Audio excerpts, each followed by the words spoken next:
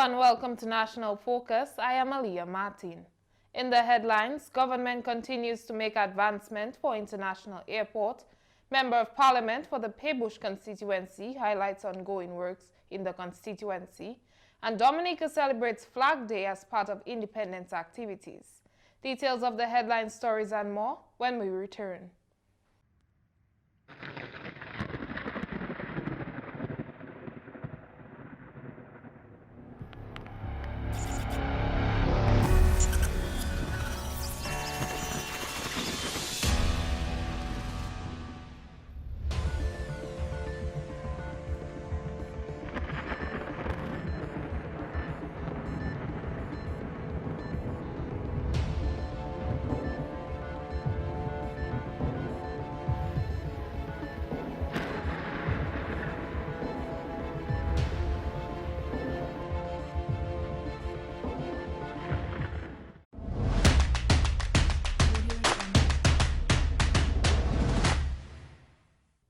Welcome back.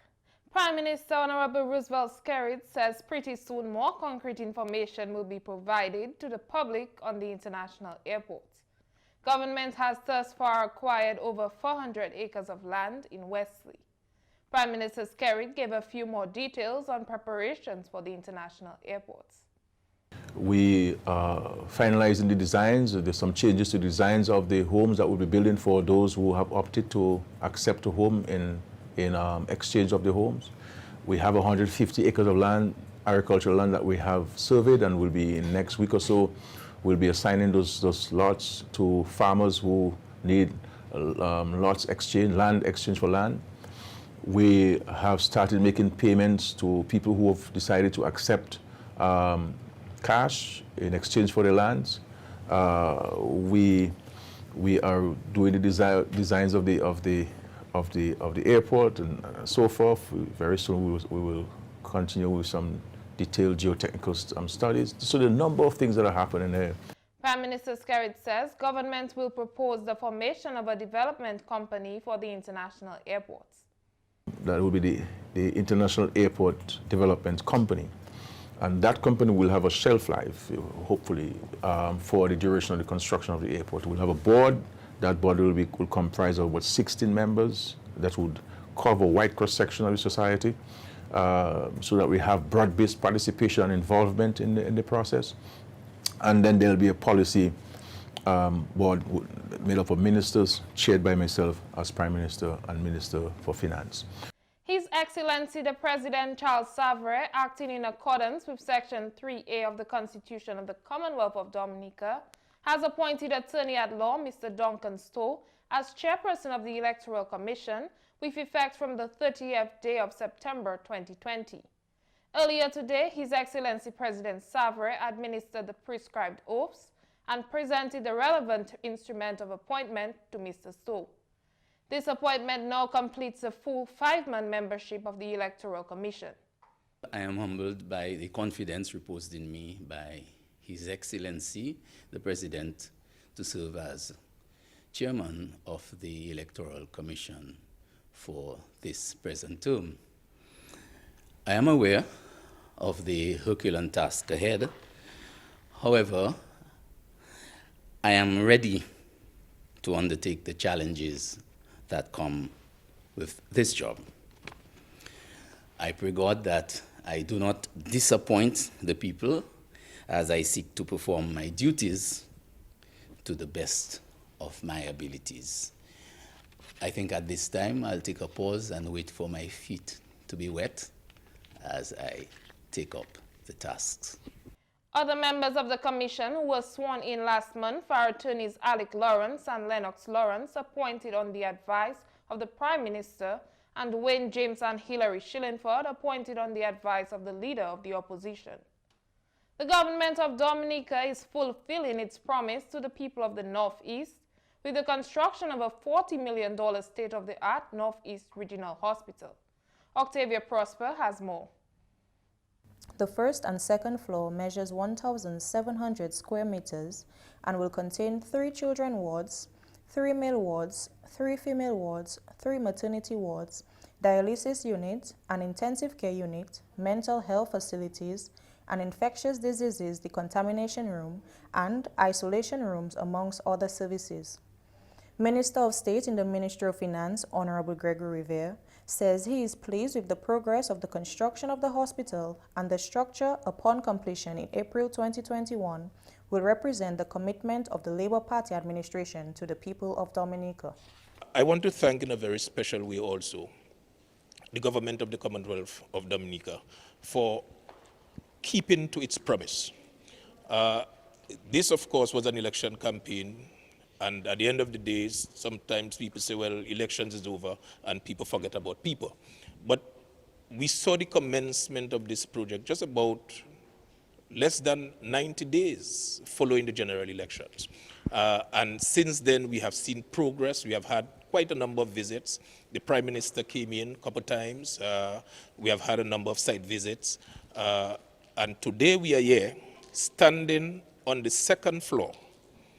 And we had an opportunity earlier to go to the roof, which means that the full structure has already been completed. Minister Rivera says the construction of the hospital has brought significant employment to the constituency thus far, as 68 people have been directly employed as construction workers on the project. He also stated that the role of the contractors was not only to create employment, but also to train persons to become skilled in various fields. One of the things that, in terms of the relationship between the contractor and this community, his role wasn't only to create employment, but it was also an opportunity to train young people to take advantage of other opportunities that are going to be derived in this area. So take, for instance, people who came in here, never knew anything about steel, right now can do enough steel work to gain employment in the new housing complex that's going to start in Wesley very soon, where we're talking about 80 housing units. They also are in a better position to take advantage of the opportunities in the housing, the apartment building that is going to be built at Woodford Hill. And they are prepared to take advantage of the opportunities that are going to come up as a result of the construction of the brand new international airport. Minister Rivera impressed upon the need for people to become trained in various fields, as the hospital will bring significant employment to the Northeast. It's amazing the amount of services that is going to be rendered at this hospital. And I am only looking forward to the operationalization of this hospital, where we can see massive employment. So we need people to get trained, and nurses, we need doctors, we need lab technicians, we need security, because we have a whole area for security section. We need people to start to get into the fire service, so there's going to be massive employment. Permanent Secretary in the Ministry for Economic Affairs and Planning, Mrs. Gloria Joseph, says the Northeast Hospital is part of the plan to decentralize services. We are really excited to have seen firsthand what is happening at the new Marigot Hospital, part of our area development plan to ensure that services are decentralized and the quality of service is consistent, not only in the urban areas like Roseau, but in the rural areas and rural communities. So this is an exciting part of the development of Dominica, and I am just so thrilled to see what is going on here. It will mean an upgrade to the community and also an improvement to the quality of life of the people of the Marigot area. So this is a phenomenal undertaking. I'm happy that I was instrumental in the revision of the proposal for this hospital, and it has borne fruits. And I only look forward to the completion of the structure and the provision of service to the people of Marigot and the surrounding communities. The Chief Development Planner within the Ministry for Economic Affairs and Planning, Dr. Kira Paul, says, from a development standpoint, the hospital is a model, as upon completion it will offer many services. From a development standpoint, I think the Marigot Hospital is a model. It offers a number of services. I think a lot of thought went into the different services that should be offered as a district hospital. It's obvious the benefits that will come to the community, especially with regards to employment and the utilization of skills of some of our persons who went out there to study. The structure is very massive, very impressive, very expansive. It's well laid out, it's well thought through, and it's something that I know the community of Marigot and by extension have been looking forward to, and it is here. It is at an advanced stage, and according to the timeline for delivery, I think it will be delivered on time. Octavia Prosper for the Government Information Service. Member of Parliament for the Paybush constituency, Honorable Rosalind Paul, says a major wall in Belmania will be completed soon. Honorable Paul says this wall is essential in that area as the area is vulnerable. As you know, PM and everybody know we live on a ridge. Yeah, sure. So often you have those vulnerable areas that we need to address very promptly. And so this project, which was at a cost over $400,000, is at the point of completion. Minister Paul says that the constituency is also benefiting from government's housing developments. The Member of Parliament says government has spent over $5 million on housing in the Paybush constituency post-Hurricane Maria. We also have ongoing housing projects. Currently, we are working on to complete 10 houses for individuals in the Paybush constituency, and that is across communities. We will be doing another 12 subsequent to that to complete. So there were a number of houses under construction that we are at the point of completing these houses for individuals. By the time at the end of the year we do these houses, it will take us to about 53 houses that we have done in the Paybush constituency on individual land. So that is ongoing, and I just ask people, constituents, to continue to exercise patience because the project is rolling and doing fine. Minister Paul says that works has been done on the Paybush basketball court, which will encourage sports in the community. This was done to the tune of $49,000. I've been working very closely with the sports clubs, young people. When you speak sports, you speak young people. So within the constituency, we've been working together, the various sports clubs and myself. We have done tremendous work on the Paybush basketball court, and the outcome has been great. The outcome has been one not only which is tangible, where we have spent $43,000 to resurface and modernize the court and buy backboards, and we are now spending in excess of $6,000 to ensure that there are lights. This is being done in collaboration with the basketballers of Paybush Basketball Club. So the way we did the project, it really has helped to empower. We did not just go and do a project for the young people, but we did it collaboratively with the young people.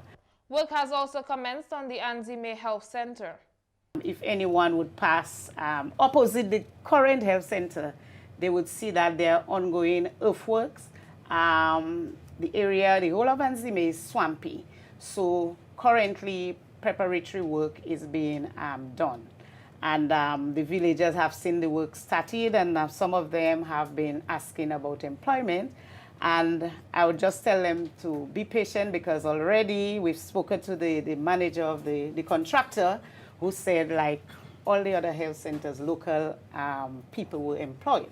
So those of you looking into that interest, there will be work for you. So the Anzime Health Center has started in terms of the earthworks preparatory work, and we in Anzime, we will see that beautiful health center like the other places very soon. The Ministry of Blue and Green Economy, Agriculture and National Food Security has donated food to institutions caring for needy citizens as part of the celebrations of World Food Day 2020. World Food Day was observed on Friday, October 16, 2020, under the theme, Grow, Nourish, Sustain Together, Our Actions, Our Future. The Dominica Infirmary, Operation Youth Quake, and the Grotto Home received packages of fresh produce, fresh meat, fruits, vegetables, and green seasoning provided by local farmers. Minister for the Blue and Green Economy, Agriculture and National Food Security, Honorable Fidel Grant, described the donation as timely.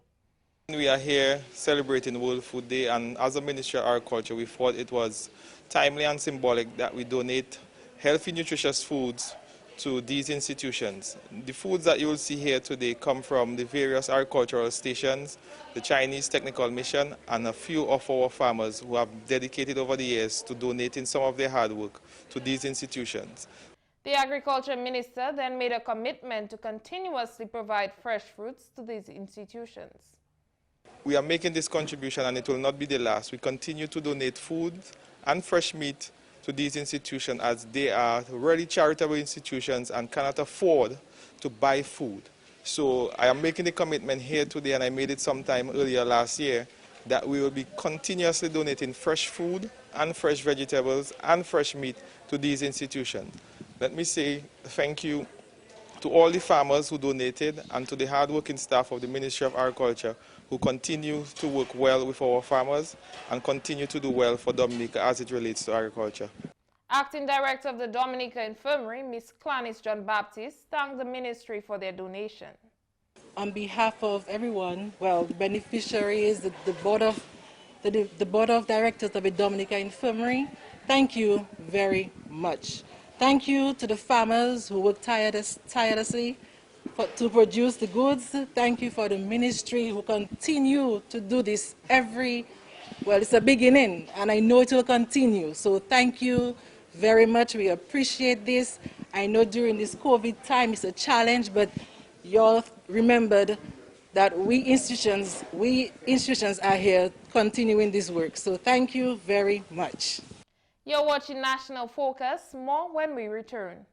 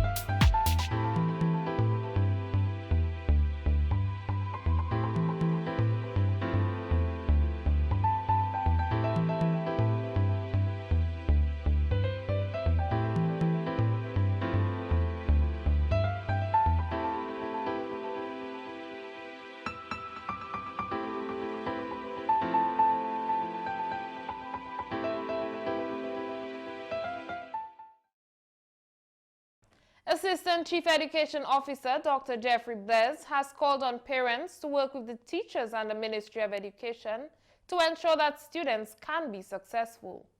Dr. Blaise made that call at the official opening ceremony of the newly rehabilitated Salisbury Primary School last Wednesday.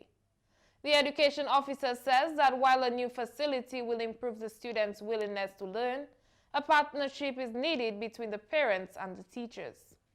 We fully expect our students to do very well.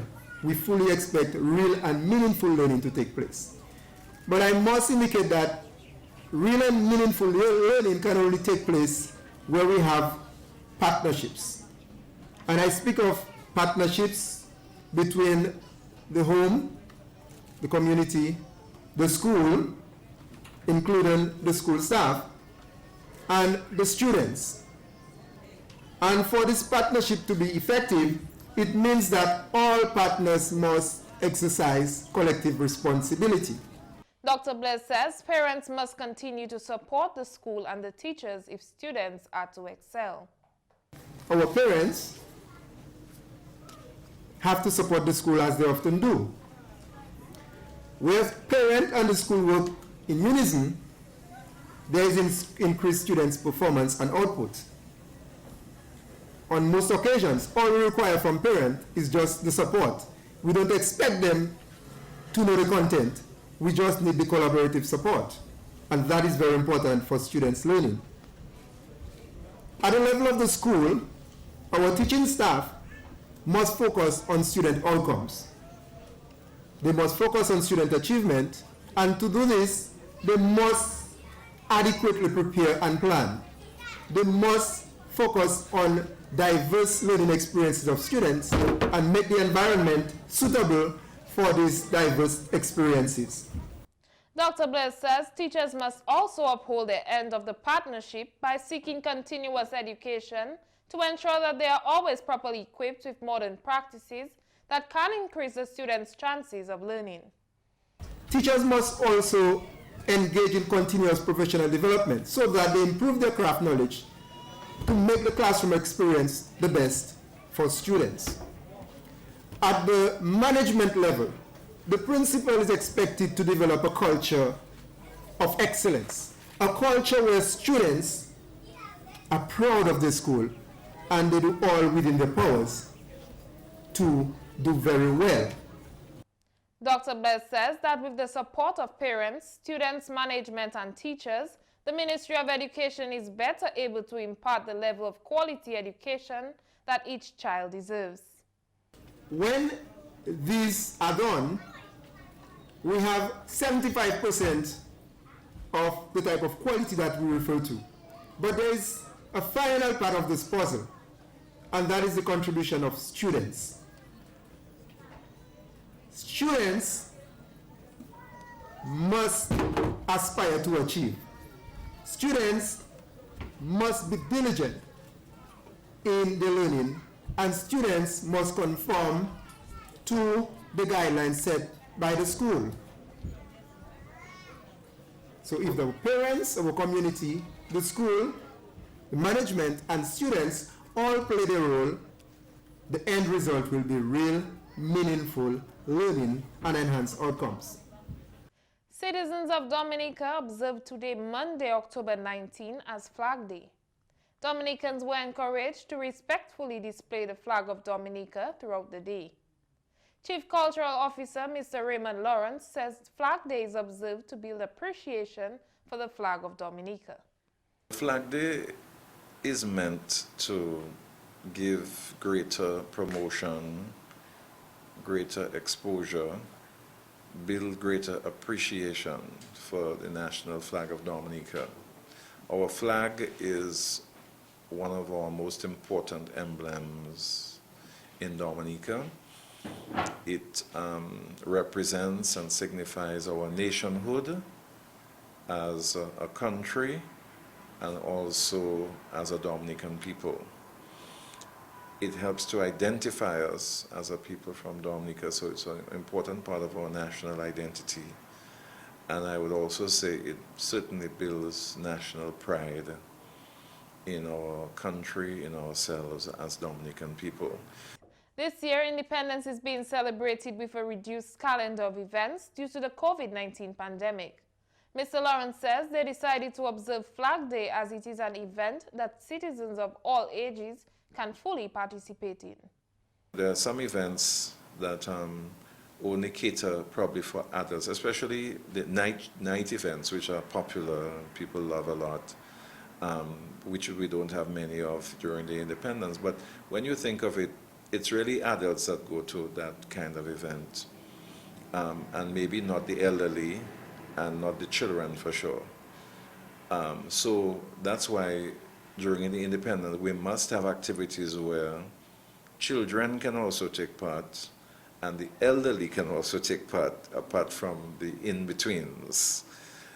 So you find days like Flag Day when they can have it in schools, elderly people can have it at their homes, young people can have it on their vehicles, and so somebody told me they saw some people with their flags on their bicycles, and so. Plus you have people who work in government offices, people who work in business. So it's a kind of a day where the entire public can, and these days are very important as part of our independence. The Chief Cultural Officer encourages citizens to always display the flag proudly but respectfully. We encourage people to display your flags proudly, whether it's in your offices, whether it's at your home or outside your homes. It could be on your vehicles, and I say that the flags must be displayed in a respectful manner. So we always have to be careful about observing protocols concerning the flag, that it's not touching the ground, that you know, we're not dragging the flag or anything like that. So as long as the flag is displayed respectfully, it really demonstrates our patriotism, our love of country, and the fact that we are proud to be who we are. Meanwhile, teacher at the Pioneer Preparatory School, Mrs. Vern O'Brien Maxwell, says Flag Day is an opportunity for students to learn about Dominica's national emblems. We celebrate Flag Day in a big way. It's an opportunity for the children to learn more about their national symbols and also to become more patriotic. So it's a review for the upper grades, but sometimes a learning experience for the younger students. This year, what we did, or what we usually do every year, the children come up dressed in the flag color. So every class would represent a color. My class represented the green or verdant forests, and then you have other classes representing the white, the red, the yellow, and the black of the flag. The NonStop Praises ministry has donated 200 masks, hand sanitizers, and cleaning supplies to the St. Luke's Primary School. Director of the NonStop Praises ministry, Mr. Heston Charles, says that during the pandemic, children should be considered a priority and they should be protected. It is a very fulfilling moment for us, a very rewarding moment for us in NonStop Praises, recognizing the need in amidst the pandemic, the COVID-19 situation. We recognize that our children, being the future of tomorrow, we have to find ways to ensure that they are protected. And we felt that providing masks and hand sanitizer and disinfectants and alcohol would be a very important need for the school. And this is why NonStop Praises Ministry is making this presentation there today. And now your weather update. A weak high-pressure system is expected to affect the area during the next 24 hours. As a result, occasional cloudiness with a few showers and a slight chance of isolated thunderstorm activity are expected across portions of the island chain. Meanwhile, Tropical Depression number 27, which formed near Bermuda at 8 a.m. this morning, has developed into Tropical Storm Epsilon at 11 a.m. The system poses no direct threat to Dominica. Slight to moderate seas are expected during the next 24 hours, with waves peaking to 5 feet. An increase in swells can be expected on Tuesday, with heights up to 7 feet. And that's all for this edition of National Focus. Be sure to follow GIS Dominica on Facebook, YouTube, as well as on Twitter. You can also drop us an email at gis@dominica.gov.dm. From all of us here on the GIS News production team, I am Aliyah Martin. Thanks for watching.